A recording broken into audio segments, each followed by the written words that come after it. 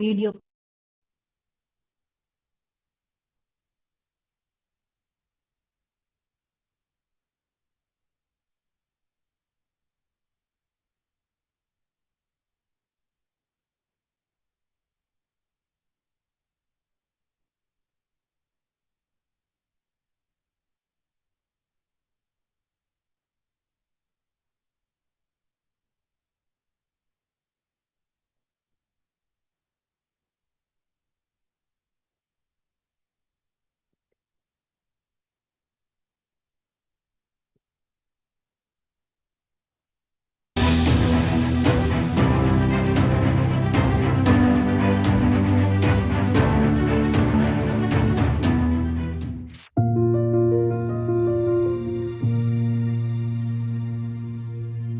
Enlightenment depends upon the lessons that you learn.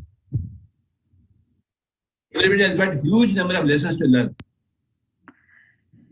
There are lessons to learn as a male. There are lessons to learn as a female. There are lessons to learn as a poor person. There are lessons to learn as a rich person. There are lessons to learn from being an unpad gaon ka. There are lessons to learn from Nagarik, Padalika.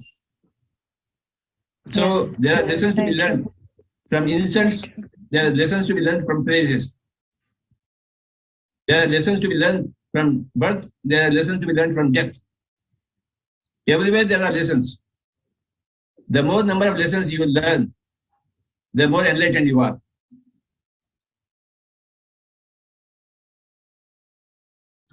So life is full of lessons for everybody.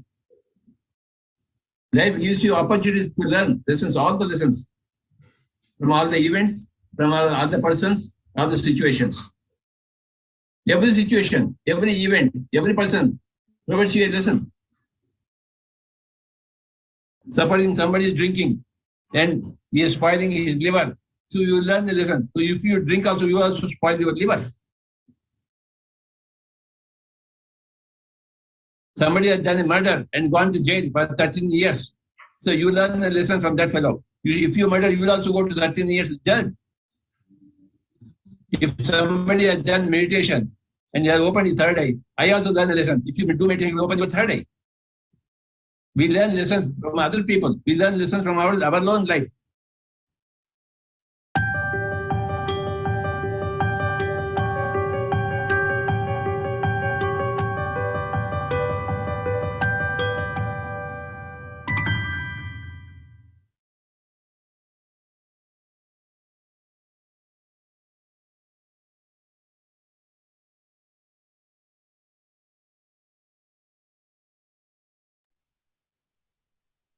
Good evening, everyone. Good morning and good afternoon. Welcome to Saturday Masterclass. Let us start with our meditation practice. Sit comfortably. If you are wearing any electronic gadgets, please keep it aside. If you are wearing any spectacles or things, please keep it away. Close your eyes. Observe your in-breath and out-breath and follow the instructions.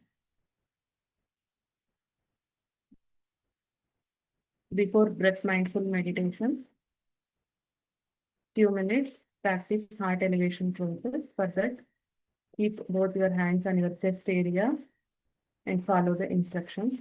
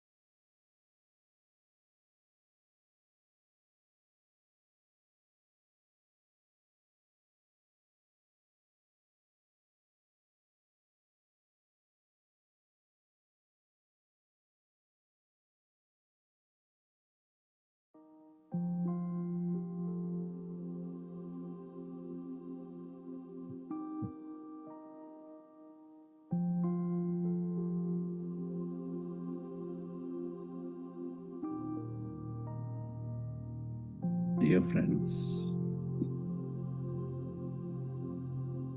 dear masters,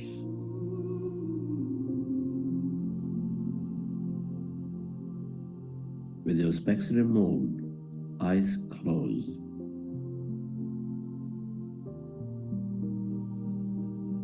with your hands on your chest area, resting your attention on your heart center,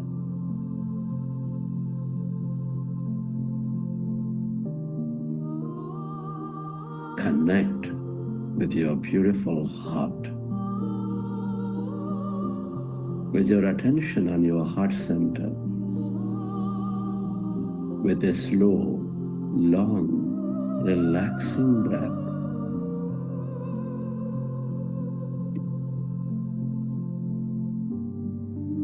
can you feel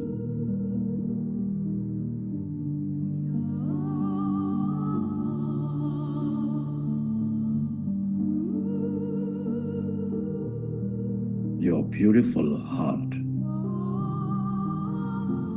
Feel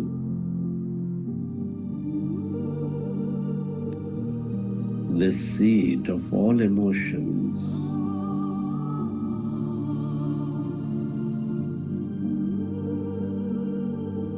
nurturing all life.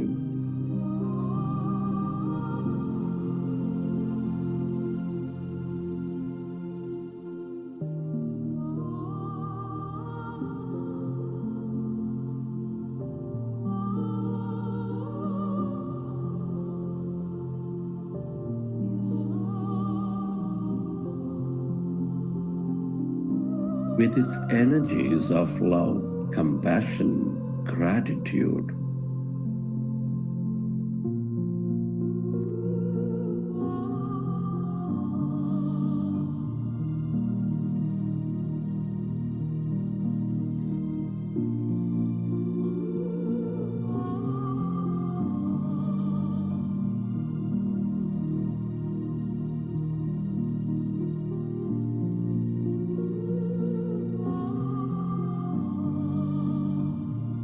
can you recollect an experience from your past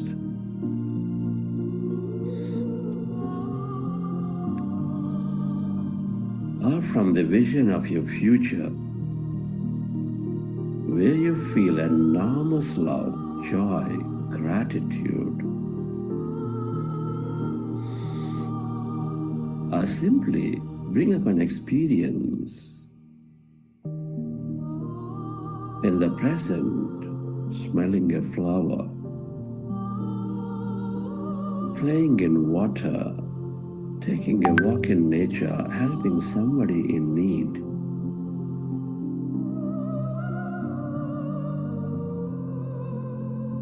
Imagine and bring up that moment and feel that energy.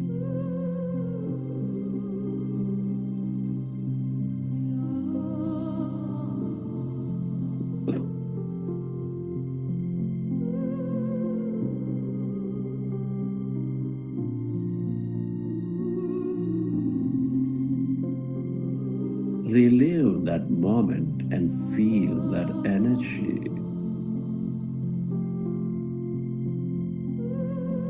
And allow yourself to spread that energy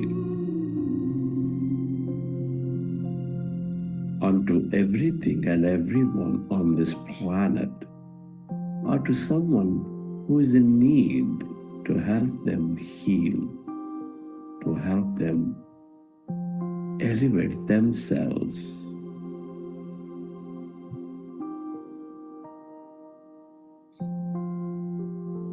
Where your attention goes, there your energy flows.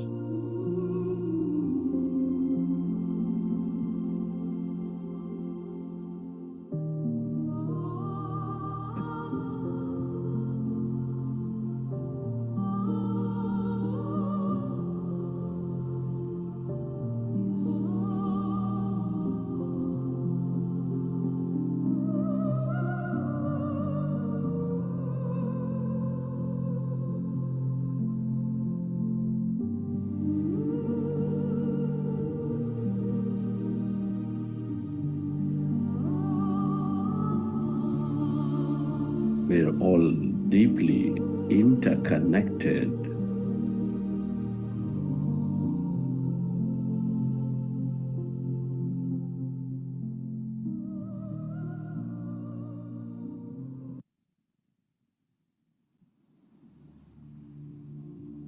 And slowly,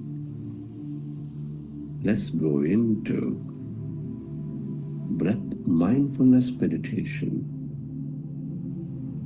with your fingers into fingers, hands comfortably rested in your lap.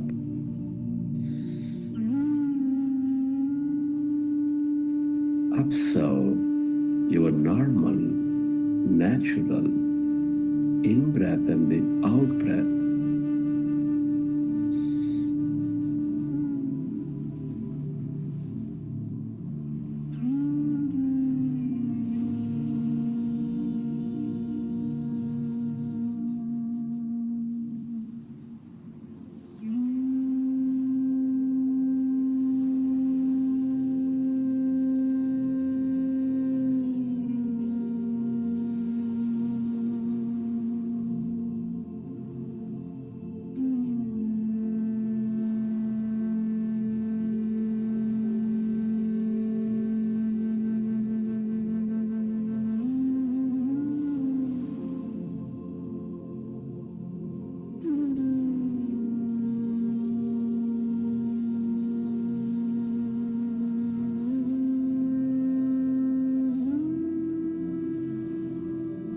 Observe your normal, natural in-breath and the out-breath.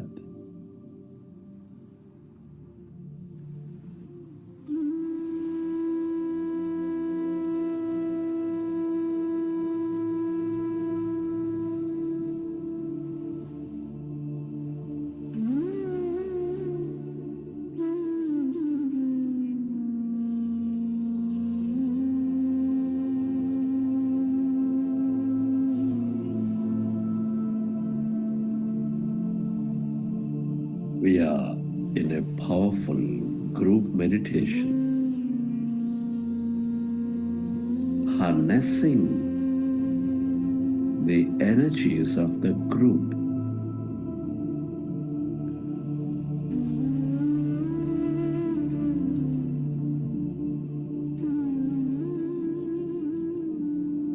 When you observe your breath,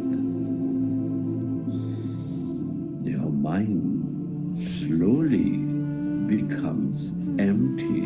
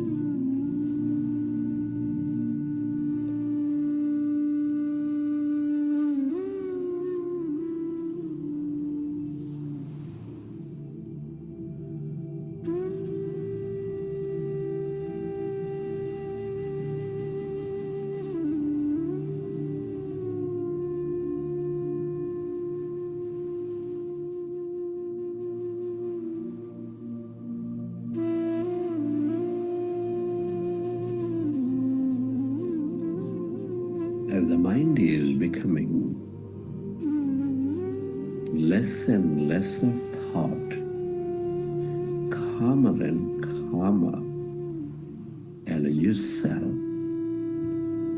to experience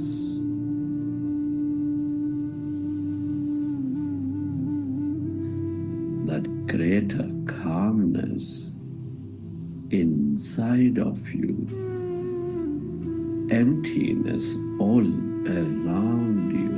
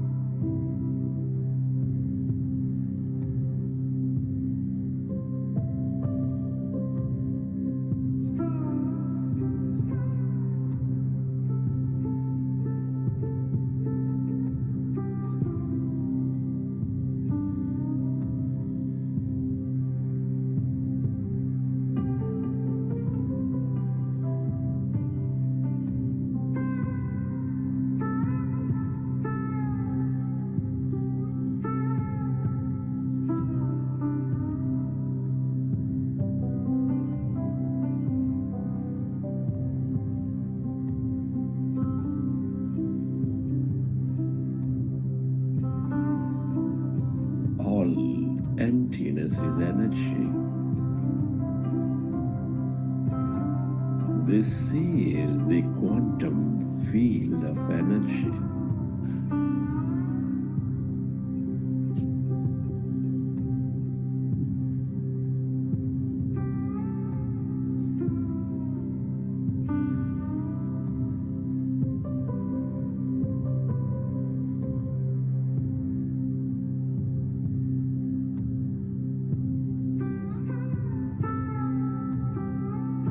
The field of limitless possibilities.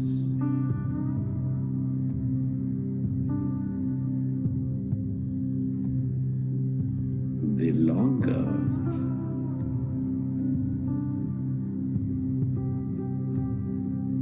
you stay connected to this emptiness, blackness of no body, of no thing,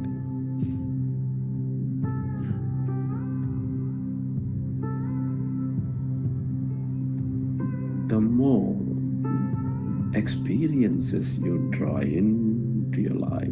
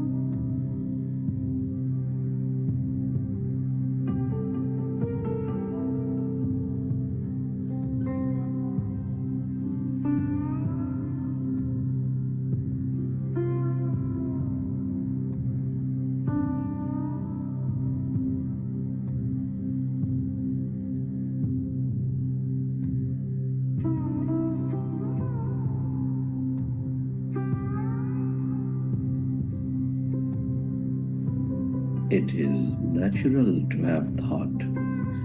When you recognize you are in thought, go back to observing your breath and allow yourself to slowly go into that emptiness, that field of light.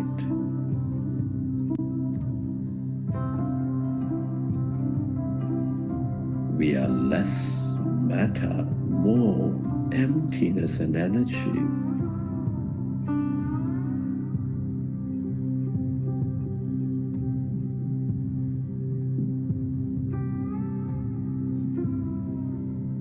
The longer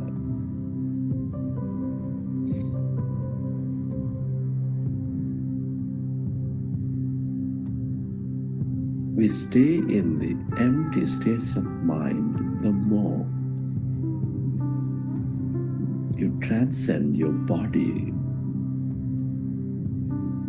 You go beyond matter. You experience emptiness and energy.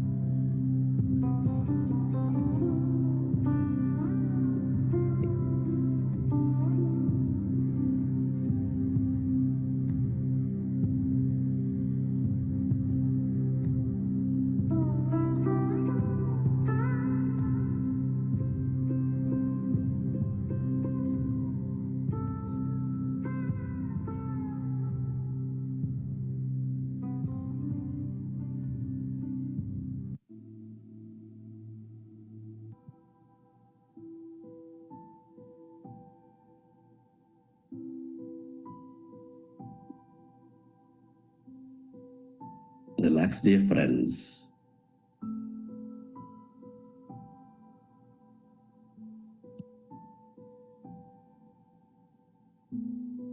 You planted seeds of possibilities. You primed your subconscious.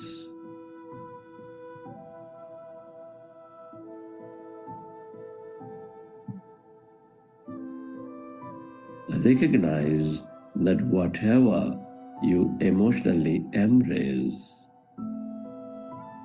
is manifesting into your physicality.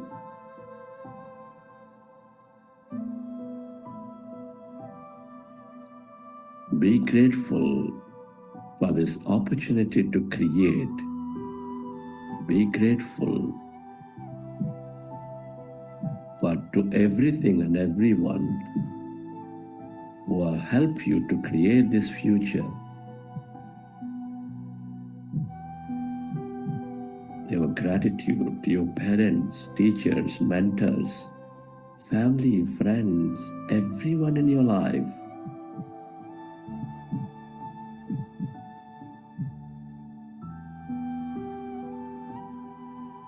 To this grand nature, the bird, the fish, and the animals, to technology, all systems, governments,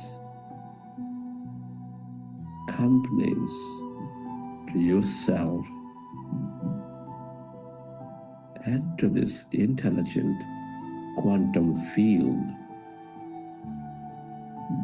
for helping us experience, helping us create a new life.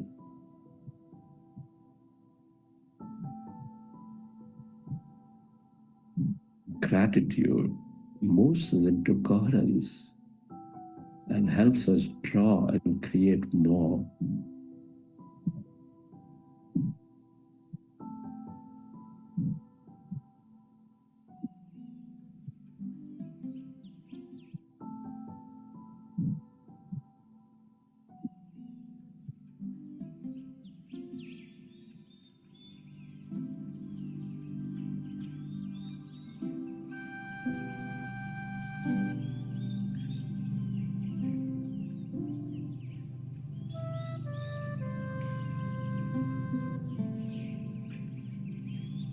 Recollect your experiences from the session.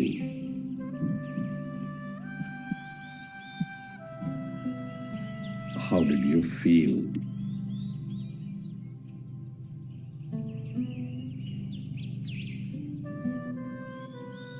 What have you experienced? Whenever you're ready, can you keep your hands on your eyes for 5 seconds and then you may open your eyes.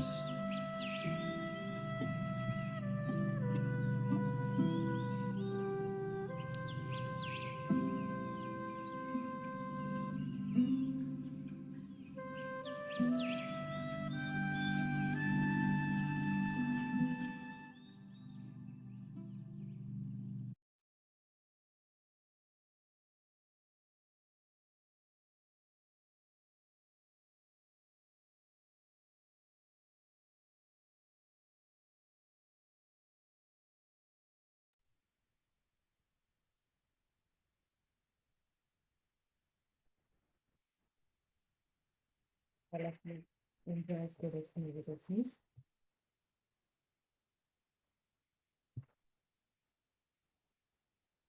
We have our today's guest, Senior Master Lakshmi Mandikar.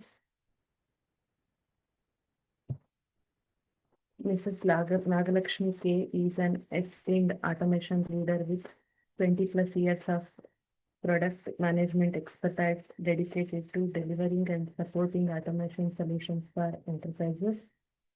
Beyond her professional pursuits, she is a trainer, Carnatic classic singer, and teacher of Bhagwad Geeta. Passionate about holistic well-being, Lakshmi has practiced meditation for 3 years and actively volunteers with the CEO Quantum Foundation. Welcome to the session, ma'am. Thank you for being with us. Over to you. You are muted.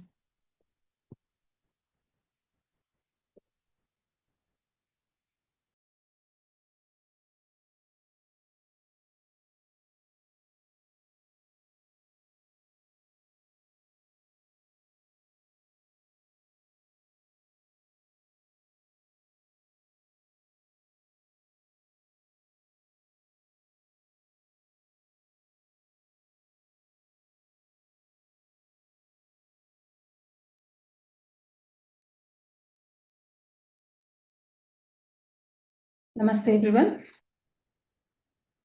Thank you, ma'am. Thank you for that introduction. So today's topic is understanding Dhyana, or what does Bhagwad Geeta talk about the concept of Dhyana. Dhyana in the context of Bhagavad Gita is about Atma Samyama, that is, Samyama is to be in control. And what is that you have to be in control? What is that you have to keep it in control? Control is not a fierceful, forceful exertion, okay? Control is just being aware of what is right, what is wrong, and not exactly what is right, wrong, but what needs to be done, what should not be done, okay? So Krishna here talks about, it's again, Bhagavad Gita is conversation between Arjuna and Krishna. So Arjuna asks certain questions and Krishna answers them. So you know what? In one of the shlokas, why was Arjuna picked for this conversation? Or why did Krishna impart this to Arjuna?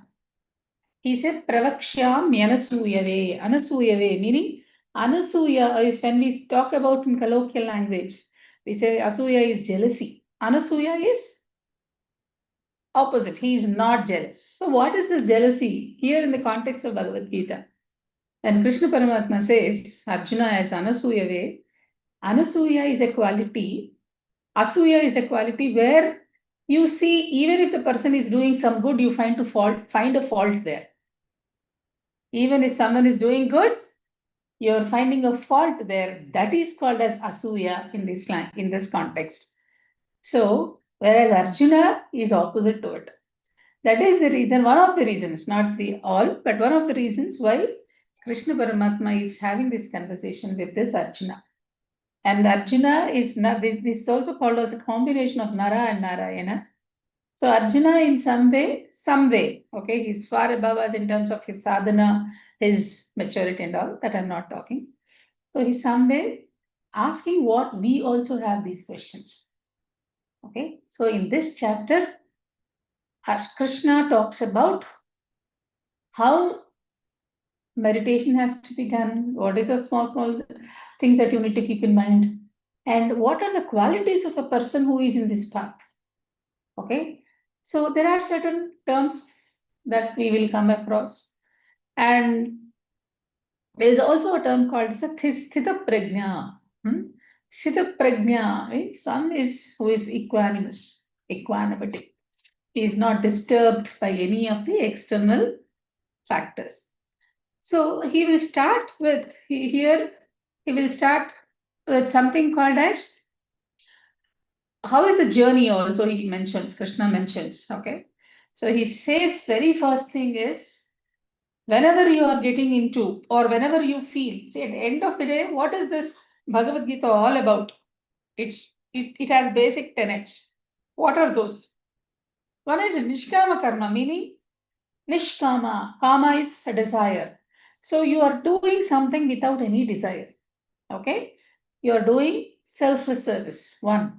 And then whatever you are doing, you are just saying, I am doing it for thy sake. Okay, I'm just doing it. Whatever I do, I'm offering it to you.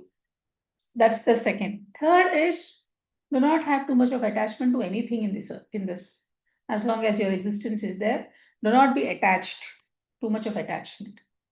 Okay. And the most important thing, it talks about the word called self. Self. So what is the self?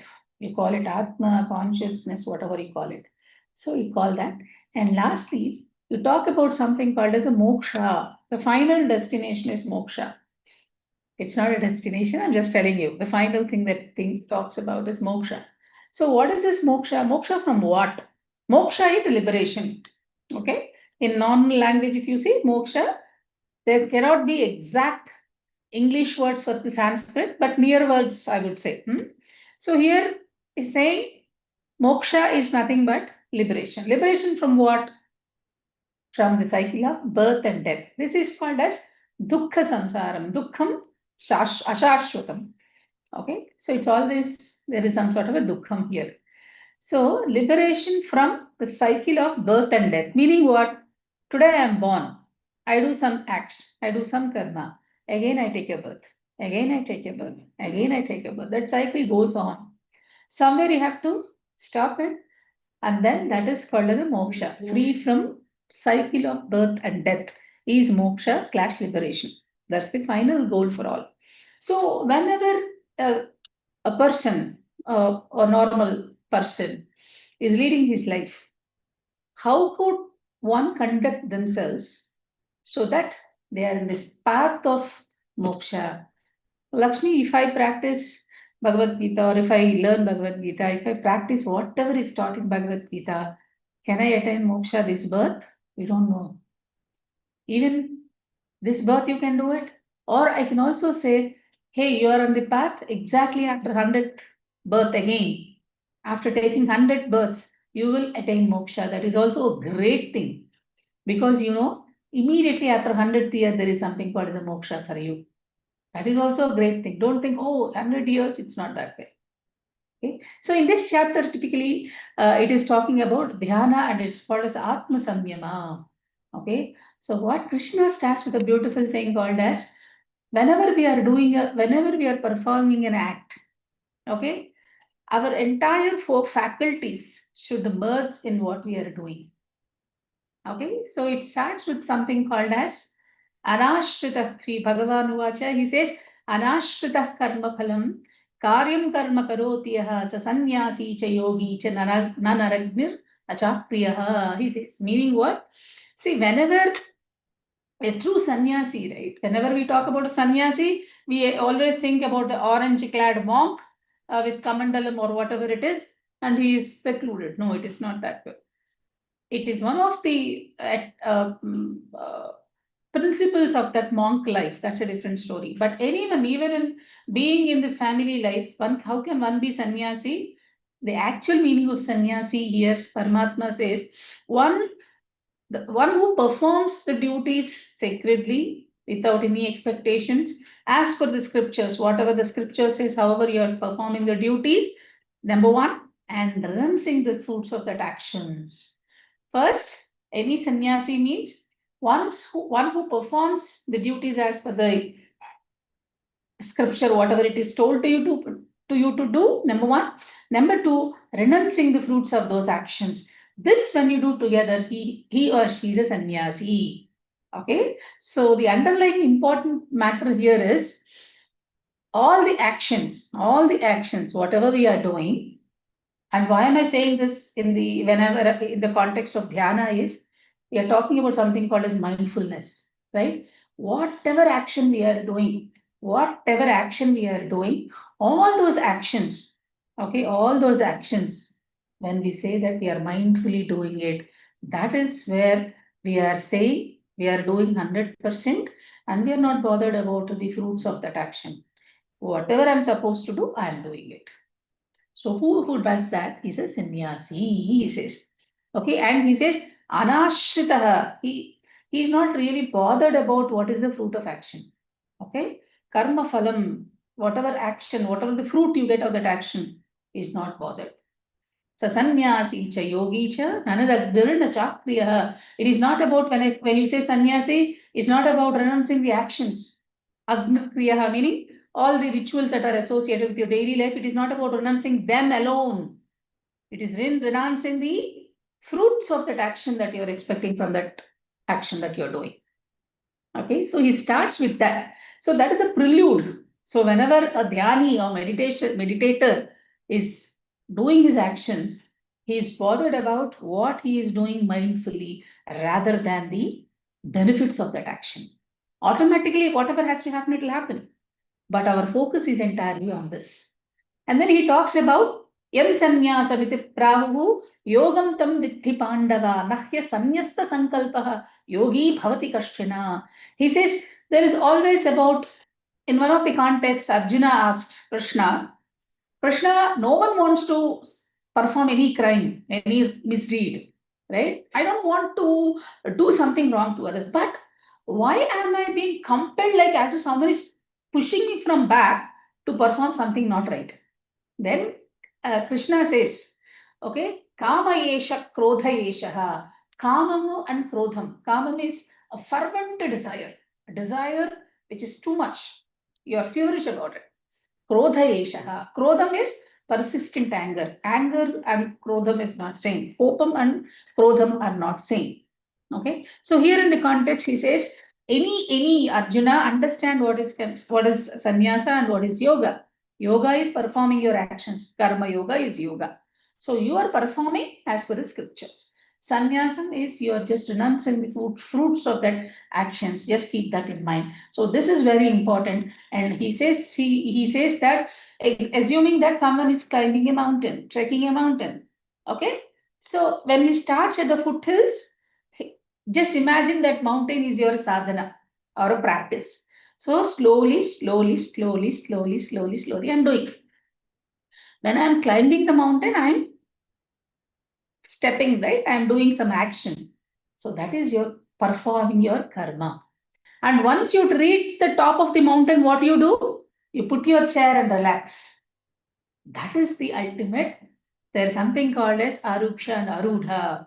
Arudha is one who has reached the top, and Shamam, he is at peace with himself or herself.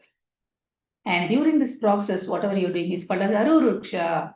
Okay, he's doing that path of doing that sadhana. So all of us, whenever we are starting dhyana, whenever we are doing any sadhana, just mention that, just please be aware of the fact that you need to do your actions. Okay, so during that sadhana phase, you are performing an action, and once you reach that state, you are at peace with yourself. You don't want to do anything because there is no other mountain for you to climb there. That is called the state of a jnani or arudha, he says, or sthita prajna. So what happens at this level? We are not really bothered about who is saying me what. Lakshmi, you are an idiot. Okay, yes, maybe, be it. You are ugly, be it. You're not really bothered about what the other person says because why? You have climbed that. When you're doing that climbing, your focus was entirely on the self. So, I think in Telugu session yesterday, I told you, if you are ready for the journey with all your amps and ammunitions, you are not bothered when the train will come. So, making yourself prepared for all those journeys is what is sadhana. And during that sadhana, you have to do your actions. And once you reach that stage, because during that sadhana, your focus is entirely on the self. That is what is called the journey of meditation, my dear friends. When you talk about meditation, you're going inside. Why inside? Who is there inside? Blood, muscle, bones. What is there inside? Okay. So when you delve inside, when you talk about Paramatma, the consciousness, this is not something you feel, but this is something that you experience. Okay, Lakshmi, can you show me how Paramatma looks like? How super consciousness, supreme consciousness looks like?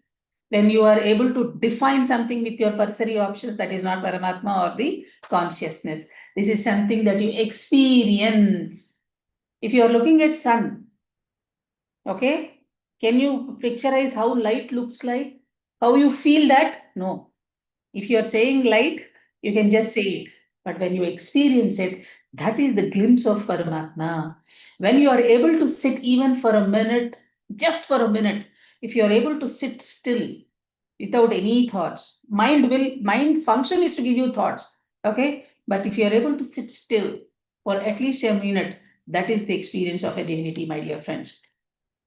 So what I'm trying to tell you is, it is not going to happen in a day, or it is not, I'm not going to say it's a linear thing, it will take ages. No, sadhana is something that you have to do and forget about the fruits of that sadhana. So that's what he says. And he says, and he further goes to stage, he will take you to what is dhyana. Okay, so what is dhyana? So he says that, see, we all have sensory organs, huh? Eyes, ears, mouth. Through this we see, through this we hear, through this we talk, we eat, sparshas, feel. So all these sensory organs are what Paramatma says, what Krishna says is, Yada hinendriyateshu nakarmasvanusachyate sarva sankalpa sannyasi yoga rudhastadochyate. One who is at the top, the yoga arudha, or the Sthita Prajna. When do we call that? When he masters the control on all the senses, and he all sarva sankalpa sannyasi. He has renounced all the sankalpas or the desires. He is just going with the flow. He is just focused in himself, self, not himself, self. So when you are doing this, then say for instance, I will say, okay, today is Shivaratri, I need to fast. I need to fast. I don't have to eat. I don't have to eat. The whole day you think about eating only. I should not eat. I should not eat.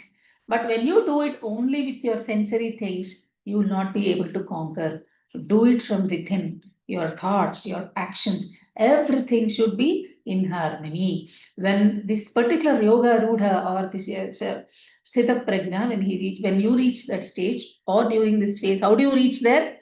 First thing is sarva sankalpa sannyasi. And yadahin indriyadheshu, all the indriyas or the sensory organs, try to have control over it. I want to listen to, say for instance, Bhagwad Geeta today. But immediately I say, hey, there is a beautiful movie song that is playing. Let me switch. Where is the control for me? I want to see something. I want to read something which is good. But I have a wonderful Instagram reel or a YouTube short that is attracting me. So slowly, I need to focus what is important, what is not important. And how do you get there? Through dhyana. So yadahinendriyartheshu, whatever indriyas, whatever sankalpas or the fluctuations that you have in your mind can be slowly. It will not happen in a day's time, but slowly it should happen. And then you are there, my dear friends. Okay. And how do I do it? Lakshmi, will someone come and help me? No. Uddharedatmanatmanam atmanamavasadayet atmaiva hyatmano bandhu atmaiva ripuratmanah. Here, Atma, when see in the world of Sanskrit, each word can have different meaning in a different context. Okay, here when we are talking about Atma, this is about the self. Okay, so what is it he's saying? Uddhared Atmanatmanam. From this cycle of birth and death, everyone has to do their own effort. A guru can come and tell you this is the path. Okay, the Shastram says, or the guru says, okay, this is the path you need to go. Okay, your GPS, if I'm sitting at home and say, show me the map to Kartal or show me the map to Varanasi, the GPS will show you the path. But who has to go? I have to go. So the scriptures or the gurus or whatever it is will tell you what to go, where to go, but the journey has to be done by you. So that is what it's called as Uddhared Atmanatmanam Atmanam Avasadayet. And then immediately he says, Atmaiva Hyatmano Bandhu Atmaiva Ripuratmanaha. Ripu is a Shatru or enemy. So your own self is becoming, it's an enemy or it's a friend for you. How is that possible? There is only one self. And how is that enemy and how is that becoming friend for you? Is when you focus your entire faculties towards the self, that it becomes a friend. If you are focusing the faculties away from the self, if your worldly possessions, worldly pleasures and all, that's when the self becomes your enemy. Okay? So I have one mind. I have my, what do you call, my own self here. So this self will become my friend if I'm focusing on what is the nitya, what is truth, that you are not this body, you are that supreme consciousness. If you are doing any effort towards realizing that, then that self is your friend. No, I want to enjoy this life. There is nothing wrong, okay? But there should be a way to come back to yourself. Say, for instance, today on my office trip, I'm given a 5-star hotel accommodation in Bangalore. Okay, then I go to Bangalore, I get a 5-star accommodation. I stay there for 10 days, 15 days. Will I stay there forever? I'll come back home to my home. This is my home. I'll come back here. Similarly, no matter how many luxuries you want to experience in life, come back to your home. Come back to your actual source or the destination that you have to reach. For that, your mind or self is definitely the most important thing. And no one is going to help you other than your own self. Okay. And then he says, whenever you are doing this effort, the indriyas play a very important role. And controlling the indriyas and focusing in your own self is what is this entire chapter all about. Okay, and when you reach that, what he says that, he says that Jitatmana prashantasya paramatma samavitah sitoshna sukhadukkeshu tatha manapamanayoho, he says. So whoever is able to control these thoughts, control this buddhi, intellect, and who is able to have a supremacy over their indriyas or the sensory perceptions, he says that he is the one who is at utmost peace, and that particular person can focus entirely on the self.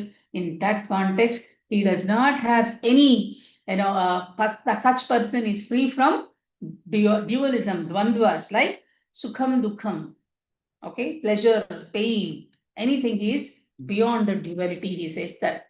Okay, so here he also says that when you go to that state, even the gold or the stone becomes same thing for you. Okay, the mind which is withdrawn, the simple way I'm telling you is, the mind which is withdrawn from all the actions and it is fixed on the Atma or the Paramatma is be free from all this dualities, is what he says. Okay, and then he talks about different things, how being in this materialistic world. Now he has given you the very first recipe. Paramatma gives the first recipe: control your senses, focus on internal stuff, do your sadhana. This is the first recipe. And then he says, when you are in this state, you are above the duality. Okay, that is also he says. And one more concept he talks about here is, he talks about 9 types of relationships. Okay, so first thing, again, I'm repeating this order. When someone is starting the sadhana, slowly, please be aware of your senses, have a control, focus more on yourself, focus more on the fact that you are the infinite energy, you are not this body. When you start focusing on this, then the Paramatma, you will feel. Paramatma is not in a shape where you can see or feel or something. It is all about experience. How is that experience done? When you look at Surya, the sun, the light that you get from him. When you look at the moon, the coolness that you get from him. When you drink water, the taste that is there in that. This is all the qualities of Paramatma. Okay? So Paramatma will not appear in the Shankha chakras to you. Probably, yes, that is also done for Prahlada, where he appears in the form of Narasimha. Right? That is also there. But for us to experience that Paramatma, you should understand the Vibhuti. What are the different strengths of that God? How is he pervading? All that when you see in everything, you see that Paramatma. That's what is the experience. You don't differentiate. And when you see everything, in everyone, you are able to see that Paramatma. You don't differentiate. He is a friend, he is a foe, he is an enemy, he is my relative, he is my not relative. So in that context, he talks about 9 relationships. Sahran mitraryudasena bhatyastat dvesha bandhushu sadhushvapi cha papeshu samabuddha vishishyate. He talks about 9 relationships. This is one of the lessons for mental strength as well. He talks about Sahran mitraryudasena, meaning Sahrit means well-wishers, friends, enemies, who are neutral, who are mediators, the envious people, the relatives, sadhus, the monks, the pious persons, everyone, even the sinners, papeshu, the sinners. This person does not differentiate between any of these 9 relationships. That means he's being equanimous with anyone who is meeting around, because he is seeing that Atma or the Paramatma in everyone. Because this at a stage where you see everything is same, everything is supreme consciousness, you don't differentiate. Okay, you raise beyond those dualities. That's what he says here. And how does now comes the actual program? Okay, how does one go to that stage of yoga rudha or the sthita prajna or jnani? How do you go that? So they say that don't stop doing things. Don't say that I will do only dhyanam, and then no. You have to do your You have to do your karmas. You have to do, you dharma has to be followed. I was reading an article, I was listening to an Sringeri Pitadipati saying, see, even in Treta Yuga, all the 4 yugas that we have, we may see a lot of changes in technology, a lot of changes in the way we are dealt with. But even in Treta Yugam or in Kali Yugam, everyone is experiencing Sukham and Dukkham, right? Everyone is seeing pleasure and pain. This is common. So as long as Sukham and Dukkham is there is a concept of Dharma and Adharma. If you want Sukham, follow Dharma. What is there prescribed for you, do that Dharma 100% without any expectations. That is the first step. And he also mentioned that be careful of your indriyas, how they are moving. Okay. Now he's starting the, he's giving the recipes. Okay. He is giving the step-by-step stuff. So he says, Yogi imjita taspam atmanam rahasisthitaha ekaki yata chittatma nirashira parigraha. He says, so whoever is the yogi who is performing actions here selflessly, here indicates we are in a contemplative mode, that is meditation or a dhyana. He's saying must control his chitta. Chitta is consciousness. Chitta in is thoughts as well to a certain extent. And always, how do I control my chittas? Meditate, right? So I may say that Lakshmi, I'm not able to sit. That also Arjuna says, we will see that as well. Okay, so you must control your chitta, he says, always meditation without interruption. And one more thing, I did a 40-day course. Am I successful? You have started the journey, my dear friend. Dirghakala, Nairantarya, he says, Dirghakalam, Nairantaryam, consistent, always you have to do this. The mind must be directed towards this meditation. And he says, Ekaki, Rahasisthitaha. If you see the ashrams, like for example, like Pyramid Valley that we have, or the Kartar, or any ashrams that we have today, these are called as places of solitude, Ekaki, Rahasisthitaha, meaning there is no too much of chaos there, right? So those places you have to experience that solitude. He has to be a loner. Okay, it's not about loneliness. It is about being in solitude, free of desires, and just start focusing. This is the starting point. Then he says, what sort of a place? Sucho deshe pratishtapya sthiramasanam natyuchritam nati nicham chailajana kushoktaram. Sit on a very clean place. Sucho deshe pratishtapya. Sit yourself comfortably on an asana which is not too high, not too low. And of course, in those days we have the what do you call asana prescribed of the kusha grass, right? So that is what is used. So you just sit on those. And then he says, Tatraikagram manakritva yada chitta indriya kriya upavishyasane yunjat yogamatma vishuddhaye. So he says first, he gave you the first indication saying that you have to control your indriya, sadhana is important, etc. Then he started saying, go to a place where it is calm, quiet, and then sit there. Then he's saying, Tatraikagram manakrutva yata chittendriya kriya upavishyasane yunja yogamatma vishuddhaye. He says, mind has to be brought to one pointed focus, and the activity slowly of the senses and chitta, they will start falling down. They will be regulated. Okay, so that is what second point. Third, he says that your posture, samam kaya shiro grivam Dharayan nachalam sthiraha samprekshanasikagram swam dishashyanavalokayan. So samam kayam. Kayam is your body, and he says one must sit with a body well aligned with forks, your hips, your back, and your neck. They all should be in this straight line. Okay. Samprekshanasikagram swam, but it is not like fit, stiff. Okay. It is like very flexible, but in a straight line position. And then the vision, sampreksha nasikagram swam disascha navalokayan. Your focus, the vision should be focused just between your eyebrows. You see that, right? When we say focus on your breath, we are saying nostril. Chandra says when he gives the instructions, he says nostrils are anywhere in the eyebrows position because your nasikas, these are nasikas, and these are nasikagra. So you focus your attention here. This is the physical thing that he's saying. And then he says, Prashantatma vigata bhihi brahmacharya pratesthitaha manas samyamyamachittaha yukta asihita matparaha. So he says, a yogi who is, see, whenever we are trying to sit in meditation, we are trying to get away from external distractions. So when we go to that pointed focusness, what happens? We have the kallolam, what do you call that? The fluctuations that happen, right? And the tensions that happen, the anxiety that is there, it slowly comes down. Okay? Brahmachari pratesitaha manas samyamya machittaha matparayanaha yukta asita matparaha, he says. So you need to engage deeply in a meditative state that will calm you in many forms. Okay? The agitations that you have in mind, everything slowly will calm down. So when you are meditating, what are you doing? You are trying to get closer to your own self, my dear friends. That is the most important word in this entire chapter. Okay.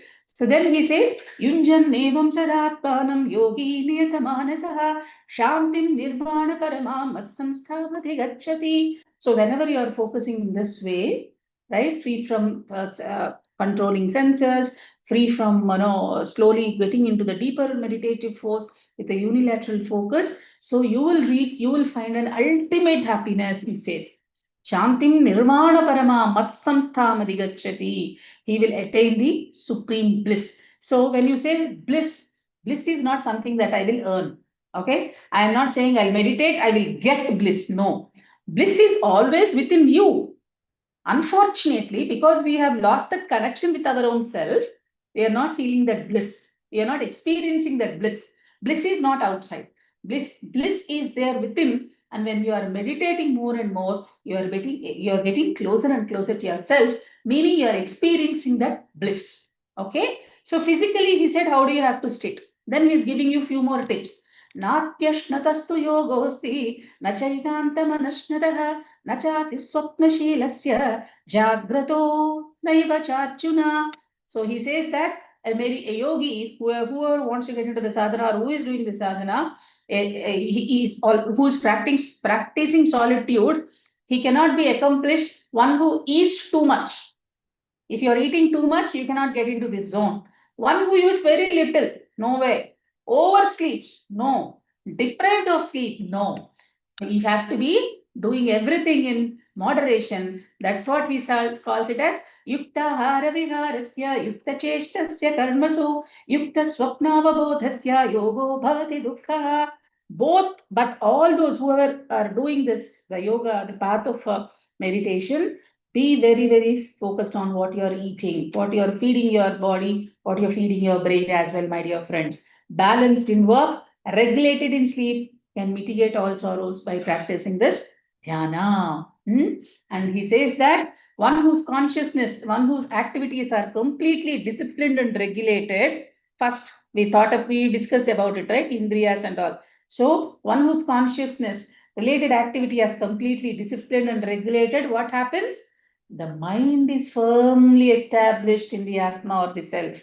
Yada viniyatam chittam atmanyeva avatishtate. When you have focused, when your all the consciousness related activities are completely disciplined and regulated, nispruha sarva kamebhyaha yukta ityuchate tada, he says, the mind is firmly established in the self and free from all desires. So if you are a spiritual aspirant, you must consciously discipline the mind, and that discipline can come from the practice of meditation.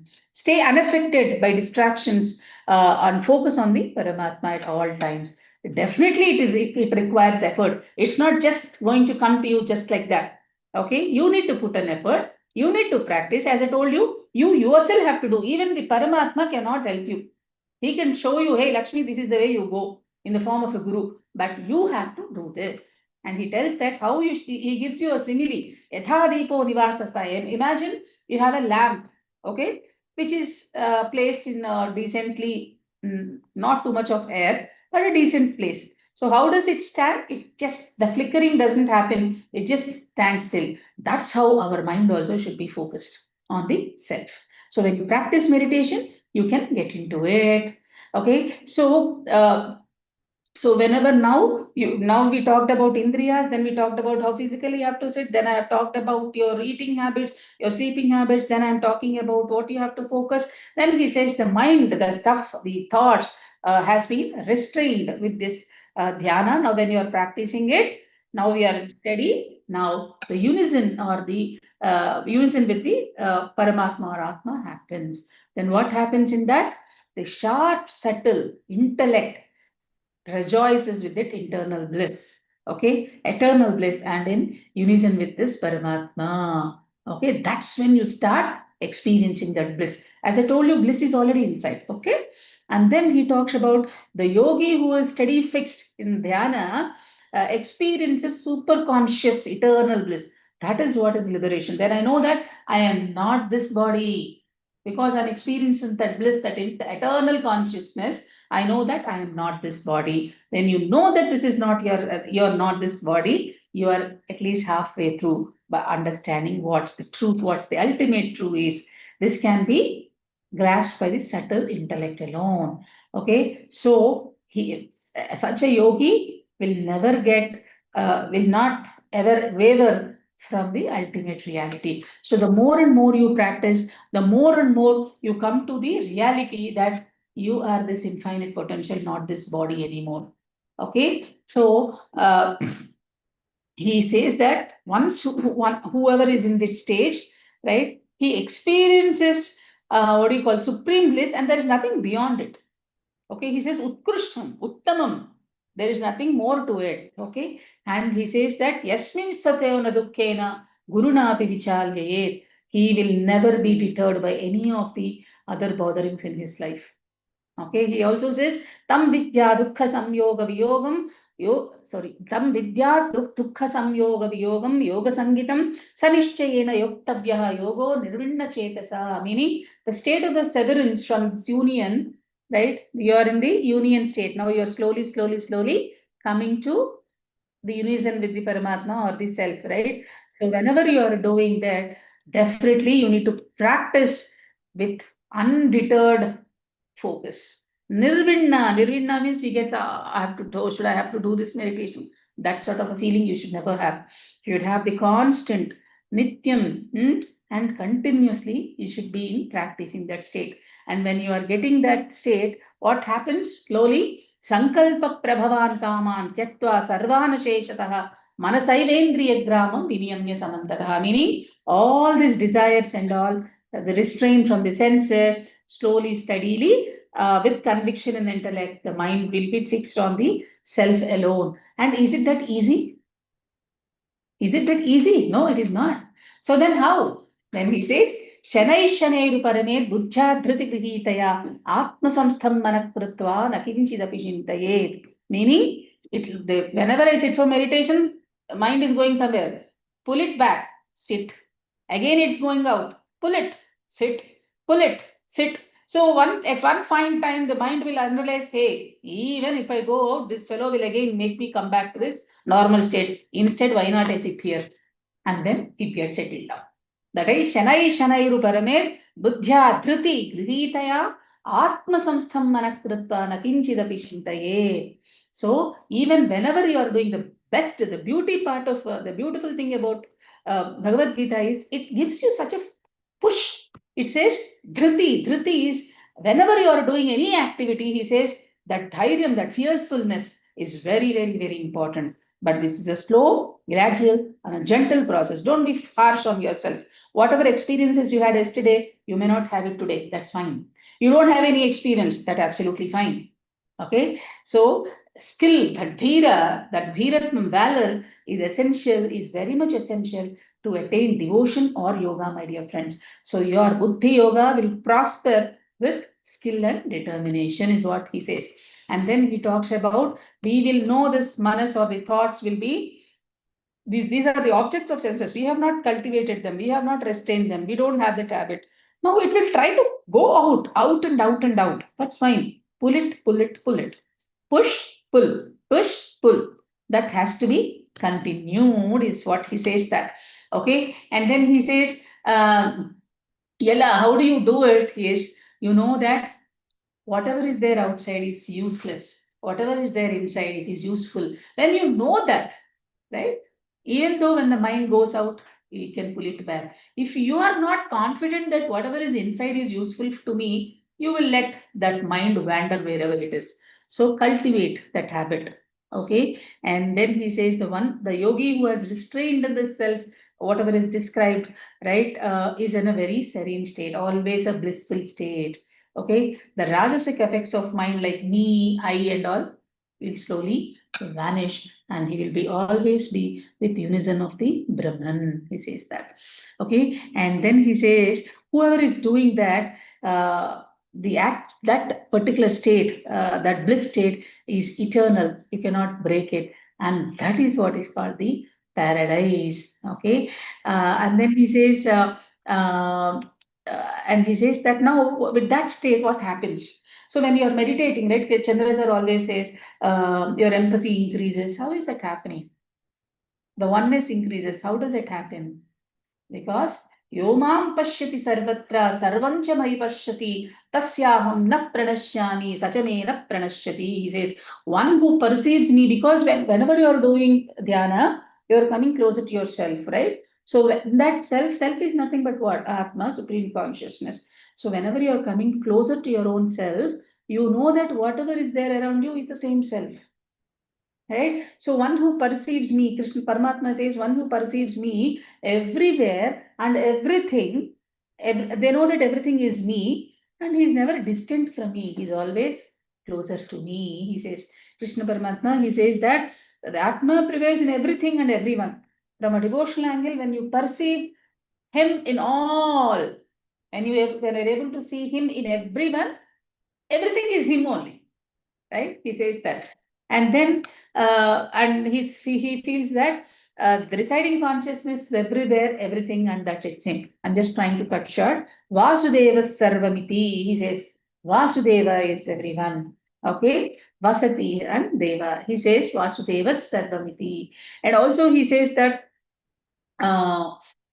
he doesn't, because he's not differentiating anyone from his own self. He says, Atmopamyena sarvatra samam pashyati yojina. Sarvatra is finding him only. So samam pashyati yojina, everyone is treated equally. That is what we call it as equanimity. Sukham va yadiva dukkham sayogi paramomataha. He raises beyond all that dualities, he says.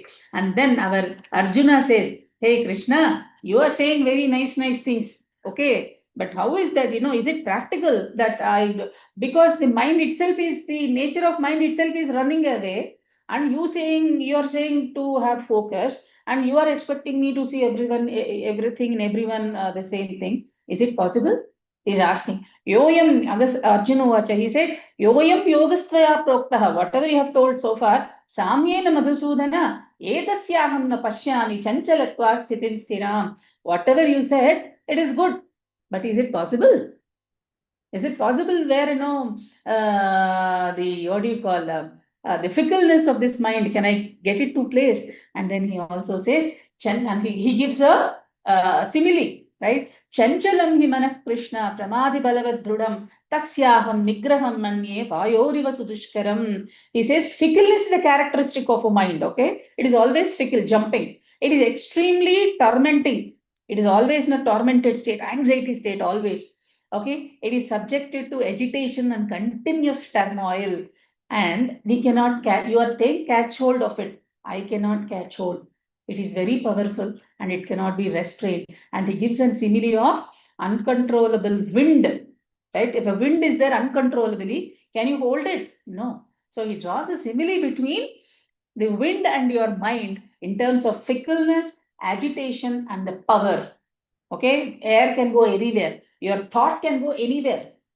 Sitting here, I can think what can happen in US, what is happening with my family, right? So I can think about anything. Fickleness, agitation, and power. So he compares your air with your mind. And then Bhagavan says, Asamshayam Mahabaho Manodur Nigraham Chalam Abhyasenu tu Kaunteya Vairagyena Chagrahate. You are absolutely right, Arjuna. This is not that easy. But no, there is no uncertainty or doubt in what you just said. But Abhyasena tu Kaunteya, O Arjuna, Abhyasam practice, Vairagyena Chagrahyate. It can be controlled with practice and detachment. Practice is what? To try to sit here. Practice to be with the self. Detachment outside. So get yourself vairagya. Develop some vairagya. Vairagya is you're not interested in the outside things because that is very temporary and you know this is very permanent. You develop a vairagya towards outside. You start doing more abhyasa, that is practice, and that's when these are complementary and you can achieve this. Okay, Paramatma clearly states his opinion saying, one who cannot restrain the mind will never have unison with him. This is where we have to understand why meditation becomes very, very, very, very important in our daily life as well. He says that who cannot restrain the mind will never be able to have union with him. He says, Asamyatatmana yogaha dushprapa iti me matihi vashyatmana tu yatata shakto vaptumupayataha. He says, one who can have restraint, then yes. Okay, then Arjuna asked, okay, Krishna, I'm doing this. Okay, what happens if all of a sudden I get distracted? What happens if I suddenly leave my body? Ayati Shraddhayopetaha yoga Chalita Manasaha. I got distracted from it. Aprapya yoga samsiddhim kamgatim Krishna gacchati. What happens to me, Krishna? I am either completely gone for karma yoga where I do nishkama karma. I did not do that. I came to dhyana and then in between my mind get distracted. I am neither this nor the here. Nagarka na ghatka. What happens to me that in that state? Sachinno bhaya vidhrashtaha chinnad brahvimanishati. I am fine nowhere. Apratishto mahabhavo vimudo brahmanapati. Then you are the best person to give me the solution. Krishna, please tell me what happens to me in those cases. Then please listen to this, my dear friends. He says, he gives abhayam. He says, Partha Naivehanamutra Vinashastasya Vidyate Nahi Kalyanakrit Kaschit Durgatin Tata Gachati. He says, meaning, O Partha, an aspirant, a sadhaka who has begun the process of accomplishment or sadhana will not be ruined in this life. This is the Abhaya Vakyam he gives. Okay, he says that Partha, whoever has begun the process of the accomplishment sadhana, will never be ruined here in this life, here on earth, nor in the other world, in any other life. He will not be destroyed. My dear son, an individual who does work, deed, will never attain a deplorable state. Okay, so he will never go distracted. So what happens then if I'm in 10 steps I have put, then I suddenly left my body. Then what happens? So he says that Prapya punyakritam lokan ushitva shashwati samaha Shuchinam Srimatam Gehe Yoga Prashto Bhijayate. He says that if you are with an unable to fathom the consistency of the yoga, if you have done that and if you left your body, what happens? With all the good karmas you will have done, you will go to the greater worlds. But, and then you will come back. You have not attained the moksha. Because you have practiced, you have done good things, you will go to the good worlds and then you will come back to what sort of a homes?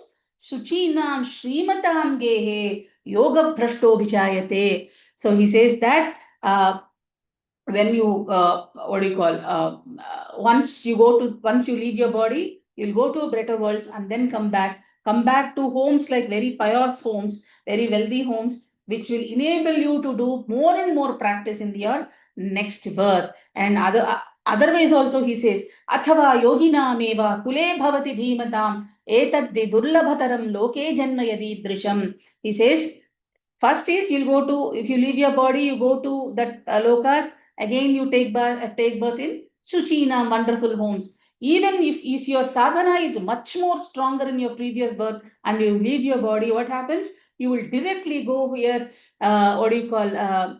You will be born in the home of an enlightenment people who are already enlightened. So you will directly come there so that your process gets much more expedited and you reach there. And also, beautiful thing he says, Tatratam buddhi samyogam labhate paupadehikam yatate cha tato bhuyaha samsiddhau kurunandana. Meaning, yogi with all the restraint, with all the practices that we have just discussed, if he is going, if at all he is leading his life, Tatratam buddhi samyogam. Okay, what happens is when you are practicing very continuously with all this, whatever we mentioned, there will be a switch that will be on. Probably the switch is in an off state. Now the switch will be on and you get all that buddhi to lead yourself in a greater path. And then he says, Purvabhyasena tenaiva riyate yavishopi saha jignasarupayogasya shabda brahmati vartate. So whoever from the Purvabhyasa, meaning from the previous birth, whoever is doing this practice again and again, the account of the prior discipline he had in his intellect, his own accord, he will automatically go in the pursuit of sadhana. Okay, similarly, one who has jigyasa, that urge to learn, makes an attempt to learn the yoga, will attain that fruits beyond that can be attained by discharging karma.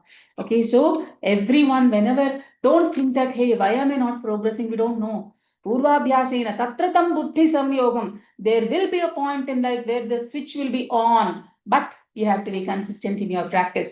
Once the consistency is there, the button will be switched on at the time when it is supposed to, and your life will turn in a different way. And whatever you have done, whatever practices, sadhanas you have done from lifetimes, not just one lifetime. Purva Bhyasena Kaunteya Kriyate Hadashopi Saha Jignasurapi Yogasya Shabda Brahmadi Vartate, he says. And also he says, Prayatnadhyatamaanastu Yogi Samshutta Kilbishaha Aneka Janma Samsittaha Tato Yati Param Gatim. Meaning, we are doing it. Yogi who has diligently put effort in the practice of this discipline, on the account of the influence of the multiple births he has taken, he is freed from all sins, he is purified, and then he attains liberation immediately. And then he says, we conclude that with saying, Tapasvibhyodiko yogi jnanibhyopi matodhikaha. See this, what he says. Tapasvibhyodiko yogi jnanibhyopi matodhikaha karmibhyaschadiko yogi tasmat yogi bhavarjuna. He says, dhyana yogam, more than that. He says dhyana yoga, which is a deeper meditation, is superior to tapas, okay, where we are performing austerities, is and then jnana yoga, and then karma yoga. So Arjuna, commit to yourself being a tasvad yogi bhava Arjuna. Commit yourself to be a yogi. Yogi is one who does selfless and everything Krishnarpanam. I am not bothered about the fruits.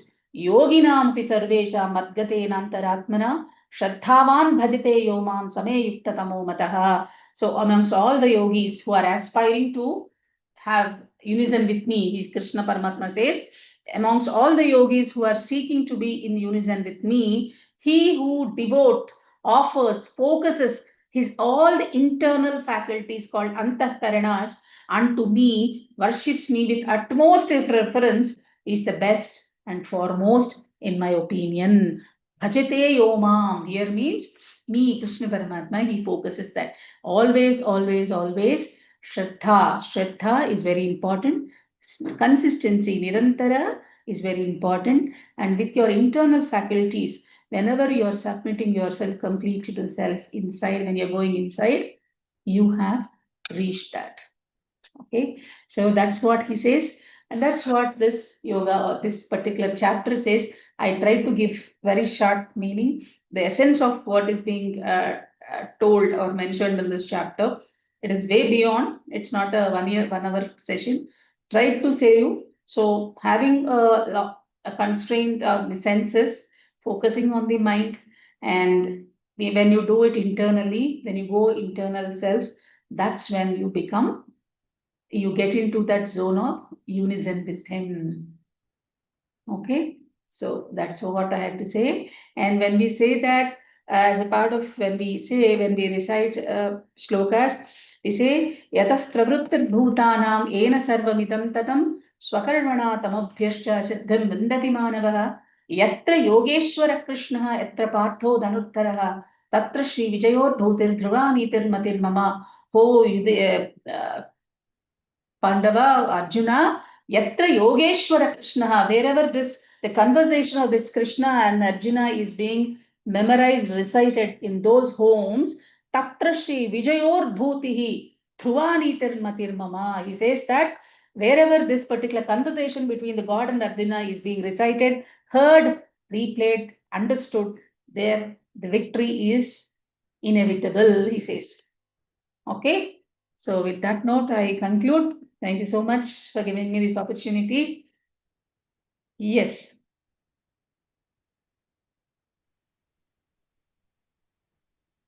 Thank you so much, ma'am.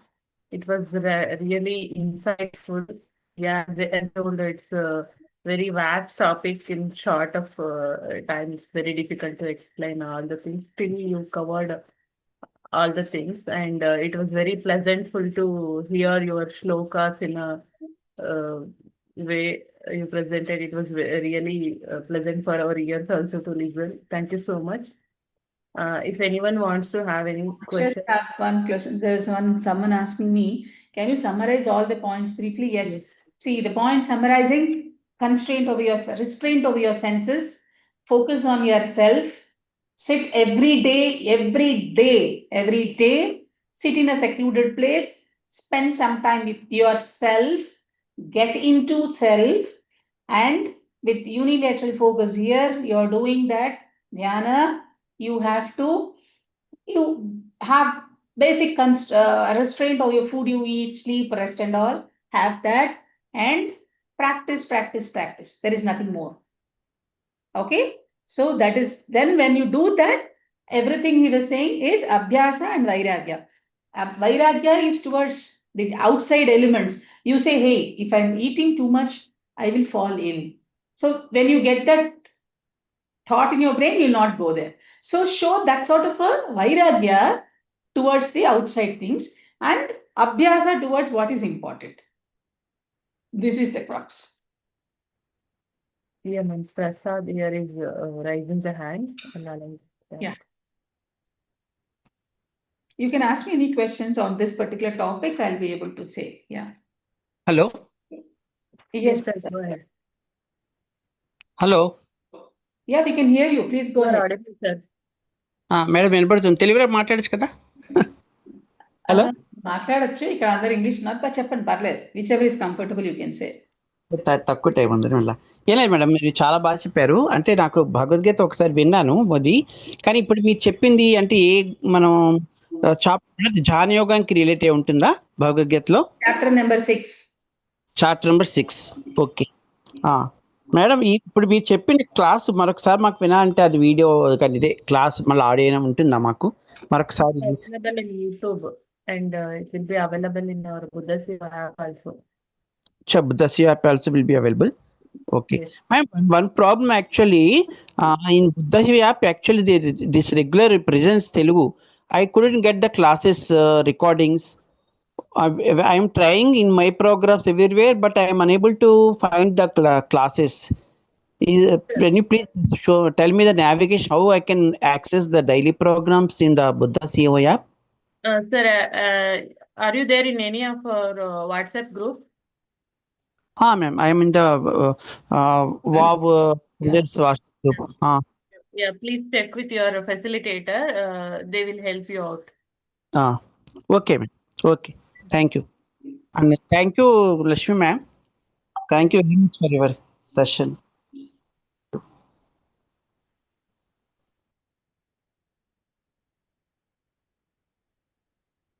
Anyone else having any questions regarding this topic?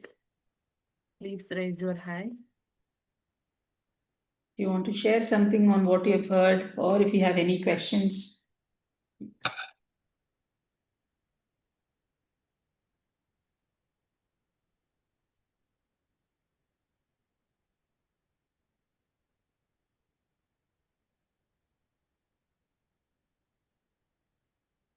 Captain Prakash, sir, you can go ahead. You can unmute yourself.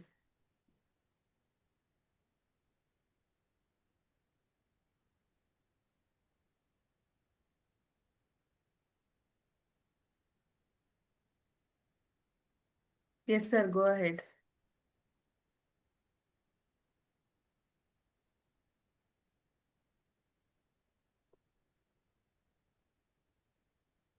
Are you there, sir? Prakash, sir? You're not audible.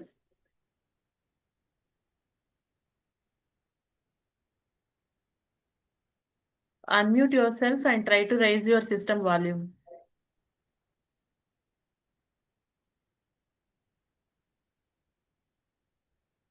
Yes, sir, please go ahead.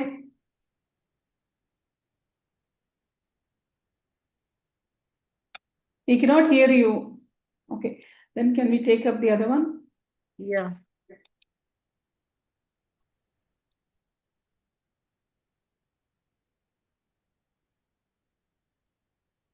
Namaskaram, ma'am. Namaskaram. Ma'am, how to be consistent? I mean, what is the, I mean, if you have any kind of suggestion how to be consistent, because sometimes it is not possible in our busy schedule. Sometimes my mind wants, but it is sometimes not possible to sit everyday basis.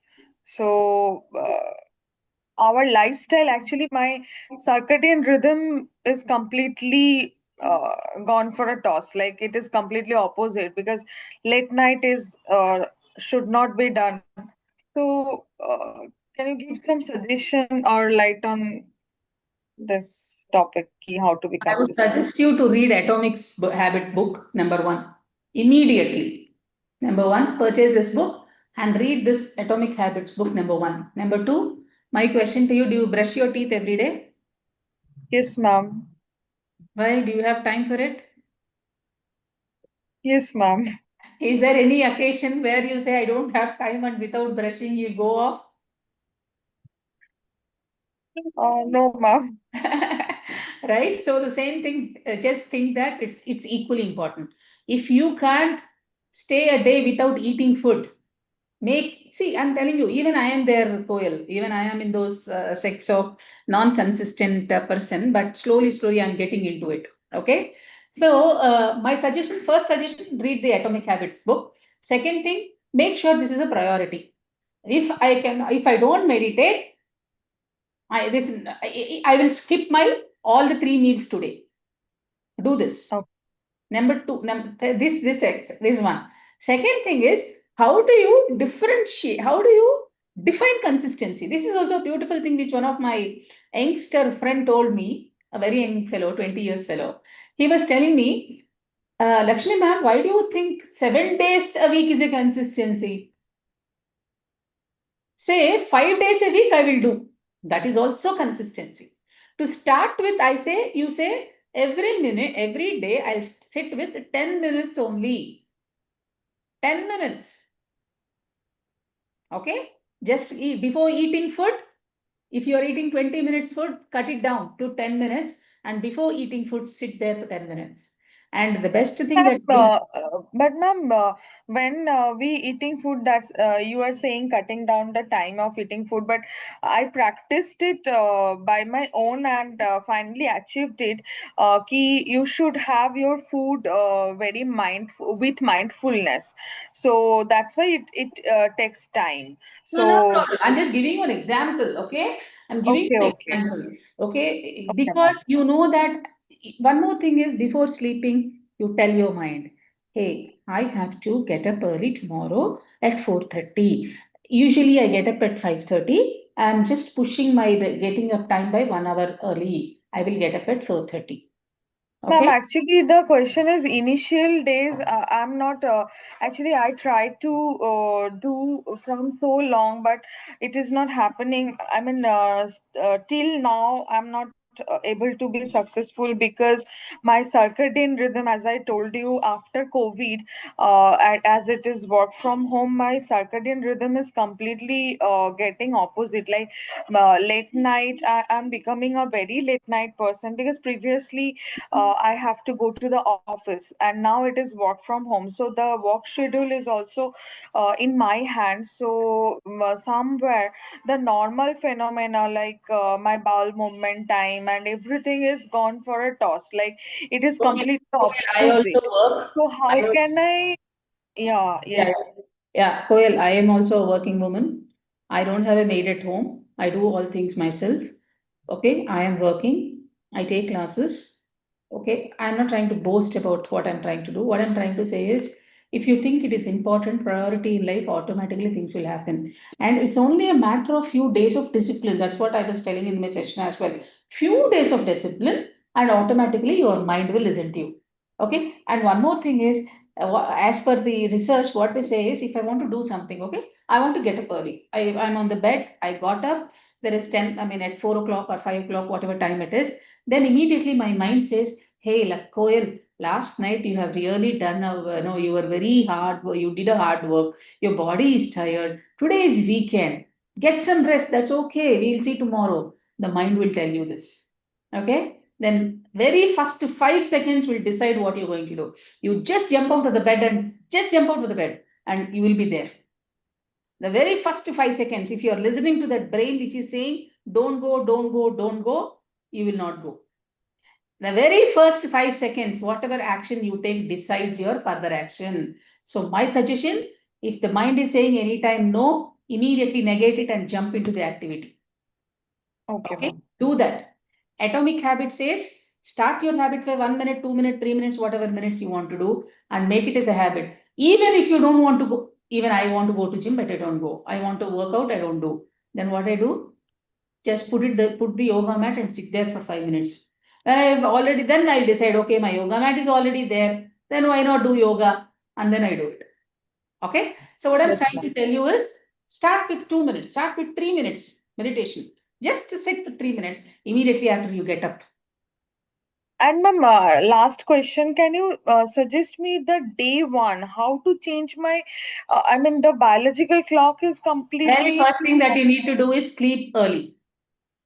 Sleep It early. is not, ma'am, I tried a lot, but it is actually not happening because that time sleeping is automatically not come. Like When I the sleep used is to. not coming, see again, I'll give you a tip. Don't worry. Every problem has a solution. If there is no solution, it means that it is not a problem. For your solution, for your problem of not getting sleep, do yoga nidra.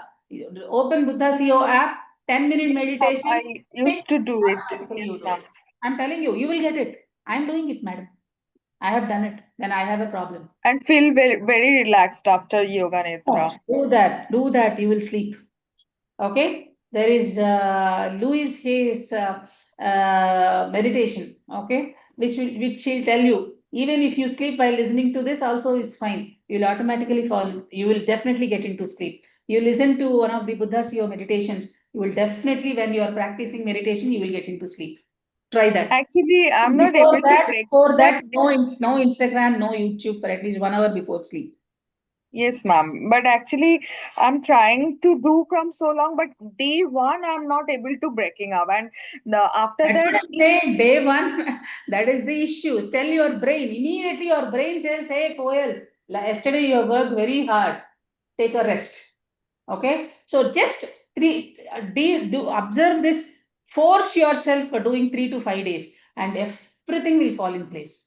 When you say, I cannot do it, there is no other option other than doing it. That's all. yes, ma'am. 5 days, you bear the difficulty and do it, automatically things will fall in place. The very first thing is sleep early. That's why I asked the question regarding the consistency because I achieved 2 days. After that, again, my mind and body said that opposite biological clock is actually set for you and you No are biological, comfortable. don't give very fancy names. I'm sorry. Don't give very fancy names, circadian rhythm, all that is great. Everything boils to discipline. Yes, ma'am. Don't put a big duration. As soon as you get up, right, you will say, today I will do this. Today I will do this. Take day by day. Don't say, cover the coming 90 days I will do this. Don't give that big promises to yourself. Get up and say, today I am doing this. That's all. Okay? Okay, ma'am. There's Thank you, no ma'am. shortcut to sadhana. Yes, Mind ma'am. will give you all. That is what we said, right? Atmaiva hyatmano bandhuhu, atmaiva ripuratmanaha. The same thing is your enemy and foe as well. It depends on how do you tune it. Yes, ma'am. Thank you, ma'am. Do it, Koel. Do it at least for the first 3 days. And then automatically things will fall in place. That's the beauty of a body, you know. It will change according to what you are doing. Yes. Thank you, ma'am. All the best. Ma'am, along with your suggestion, I just want to add one thing with your permission. Yeah, please. Like, try to be in touch with masters like our group, like presence 40-day program is going on, or otherwise daily regular prana meditation will be there. So if possible, try to join in the group or be in touch with the groups or any masters. It will be helpful to uplift yourself. In my case, that helped a lot. Wonderful. All right. Any other questions? Prakash sir, do you want to ask something?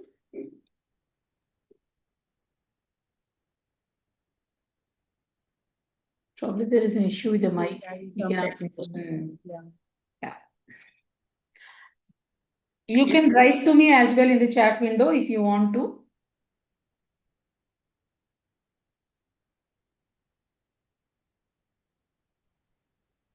Okay. Then I would like to conclude with a small story. Okay. There's a huge hurricane, winds are blowing, trees are moving, fluctuating and all. And there is one leaf which is tied to a tree. It says, it is praying to God, Lord, Lord, let whatever happened to everyone, I will have to stick to this tree only. Please bless me that way. But the tree, the tree collapses and the leaf also gets down. And then a huge air gets blown and the leaf goes up. And then from the top, it sees the entire earth and she says, from here it is so beautiful. God, please make me stay there only. Then the wind stops and automatically it falls down. So what happens then? Everyone says, okay, that's the life of the leaf. It's done. It's gone. It's now dusted. It's done. But a small boy is going that way. That small boy's teacher is celebrating her birthday that day. And small boy doesn't have any money to give her. So he sees this leaf. It's beautiful. He picks that leaf and he paints some Sri Rama and he does some sort of painting on that. He carefully packs that and gives it to the teacher and says, happy birthday, teacher, and takes her blessing. This teacher is looking at the Sri Rama and that leaf, the beauty of that leaf. She very carefully takes it, she frames it, and she puts that leaf next to Lord Rama in her temple room, in her puja room, and every day she does puja to that Rama and to that leaf also. Okay, so what a beautiful message here. I read it today when I was listening to this story today. A leaf we felt that the leaf life is gone. It is now dusted and it is not gone to the earth. Nothing, there is nothing to it, but it has gone to that level where it has got seat next to Lord Rama and every day it is taking the pujas of that lady. Right? So we don't know what is happening with our lives too. Okay, here when God says in this slokam, tattatam buddhi samyogam. So we don't know when that time will come and that switch will be on and our life will take a big turn. We don't know. So always stand with the practice. Have the trust in the practice that you're doing and the person who is teaching you that. Definitely you will see whatever is required. All right, thank you very much.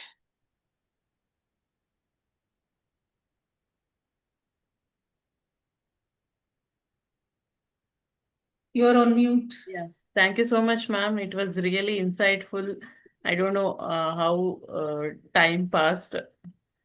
Thank you so much. We are looking forward to hear you more things from you in coming sessions. Till date, happy time. Have a nice time. Thank you everyone for joining. Thank you so much. Happy meditating till then. See you in the next session.